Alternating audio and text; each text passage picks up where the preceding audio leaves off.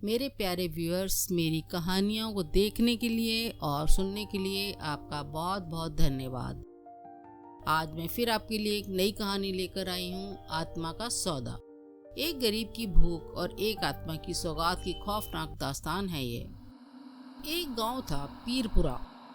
उसके अंतिम सिरे पर एक पुराने शमशान घाट के पास एक टूटी फूटी झोपड़ी थी। उसमें रहता था हरिनाथ, एक गरीब, बेसहारा और दुनिया से ठुकराया हुआ आदमी। उसके परिवार में कोई नहीं था, ना बीवी, ना कोई लड़का बच्चा।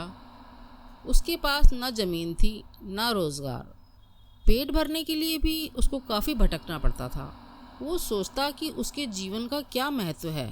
उसे तो ना कोई पूछने वाला था, ना ही किसी को उसकी चिंता फिक्र थी। वो कभी कहीं से किसी के खेत से आलू मांग लाता और किसी दुकान से आटा। अब उसे बस पेट की आग बुझाने के अलावा और कोई चिंता नहीं थी। ना उसके पास कुछ अच्छा था, ना बुरा। वो जैसे दुनिया से कट गया था। गांव के अंतिम सिरे पर एक पुराने शमशान घाट के पास एक टूटी फूटी झोपड़ी थी। वो उसी में रहता था। हरिनाथ शमशान में जलती हुई चिताओं की आग पर अपना खाना पकाता था। लोग उसे पागल कहते, अपशगुन मानते और दूर से ही बचते।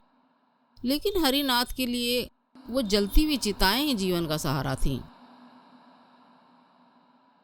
रात आती, कोई शव लाया जाता, लोग रोते बिलखते और जब चिता जलने लगती और कुछ देर बाद लोग चले जाते, हरिनाथ दूर कोने में बैठकर देखता रहता। जब लोग चले जाते, वो उठता, अपना बर्तन जलती चिता पर रख देता और दाल चावल या आलू उबालकर पका लेता। शमशान में रोटी सेकते वक्त जलती चिता की लपटें उसे डराती नहीं थीं। उसे डर था भूख से, जो पेट में अंगारे भर देती थी। ये उसका रोज का काम था। अब उसे जिंदा और मुर्दा में कुछ फर्क नहीं लगता था। एक अंधेरी रात थी, बादल गरज रहे थे और गंगा के पास स्थित वो शमशान कुछ ज़्यादा ही खामोश लग रहा था। एक शव लाया गया। वह एक तांत्रिक का शव था। तंत्र क्रिया करते समय ही उसकी मृत्यु हुई थी। कहा गया वो गांव का एक पुराना तांत्रिक था। जब चिता जली और लोग एक एक करके वापस जाने लगे, हरिनाथ हमेशा की तरह अपने बर्तन के साथ आकर बैठा। उसने चिता के एक कोने में अपनी हांडी रख दी। पर उस रात कुछ अलग हुआ। जैसे ही खाना पककर तैयार हुआ, चिता की लपटें अचानक तेज हो गईं और धुएं के बीच से एक साया निकला। काले धुएं में लिपटा, आंखों में आग लिए रोशनी की। हरिनाथ, हरिनाथ, हरिनाथ, एक गूंजती हुई आवाज आई। हरिनाथ ने कांपते हुए पूछा, कौन? साया बोला, मैं हूँ, इस चिता की आत्मा जिस पर तुमने आज खाना पकाया।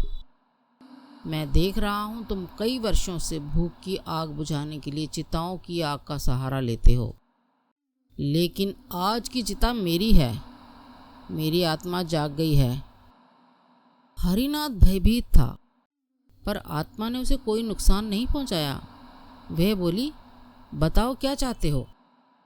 हरिनाथ ने कांपते हुए स्वर में कहा, मुझे बस इतना चाहिए कि मैं कभी भूखा ना सोऊं। पेट भरकर खाना मिल जाए, बस यही चाह है। आत्मा मुस्कुराई, एक भयावह मुस्कान, जैसे कोई सौदा तय हो गया हो। तो ठीक है, कल से तुम्हारा खाना हमेशा तैयार मिलेगा। लेकिन याद रखो, हारने वाले के साथ एक आत्मा बंधेगी जो तुम्हारे शरीर में प्रवेश करेगी। और जब तुम 100 आत्माओं को खा चुकोगे, तब वो सब तुम्हें लेने आएंगे। हरिनाथ मन ही मन हंसा, सोचते हुए कि ये बस डराने की बात है। अगले दिन से चमत्कार होने लगे। हर रात जब वो चिता के पास जाता, वहाँ ताज़ा और तरह तरह का बढ़िया भोजन पहले से ही तैयार मिलता। खाना पहले से रखा होता, गरम, स्वादिष्ट और खुशबूदार। कोई ना दिखता वहाँ, ना कोई आवाज़, पर खाना हर दिन तैयार रहता। हरिनाथ अब खुश रहने लगा, उसका शरीर भी भरने लगा। आज तक वो सोचता था कि उसे खाना देने वाला कोई नहीं है, पर अब उसे भोजन की कोई कमी नहीं थी और लोग हैरान थे कि वो जो आदमी भूख से मरने वाला था अब चमक रहा है। पर हर बार जब वो पहला निवाला लेता, उसे किसी के चीखने की हल्की सी आवाज़ सुनाई देती, जैसे कोई दूर से दर्द में करा रहा हो। धीरे धीरे उसे सपने आने लगे, उन आत्माओं की जो उसे घूरती थीं। 100वीं रात आई। उस दिन खाना कुछ ज़्यादा स्वादिष्ट था, खुशबू तीव्र और आकर्षक। लेकिन जैसे ही हरिनाथ ने पहला निवाला लिया, चिता की आग भड़क उठी। उसकी आंखों के सामने एक एक आत्मा प्रकट होने लगी, जो उसके खाने के साथ जुड़ी थी। हम तेरे अंदर हैं हरिनाथ, तूने हमें खाया है। हरिनाथ चिल्लाया, मैंने कुछ नहीं किया, मुझे नहीं पता था। एक आत्मा बोली, तूने सौदा किया था। 100 आत्माएं, अब हमारी बारी है। उन आत्माओं ने हरिनाथ को उसी चिता में खींच लिया। अगली सुबह गांव वालों ने देखा कि शमशान में एक नई चिता जल रही थी। कोई नहीं जानता कि किसका शव था। कोई चुपचाप आया और चला गया, पर वहाँ रखी एक हांडी में अधपका खाना था और हरिनाथ वो कभी नहीं दिखा।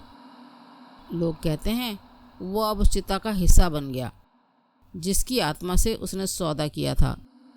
अब जब भी कोई शमशान में खाना पकाने जाता है तो एक आवाज़ आती है, हारने वाले की कीमत होती है।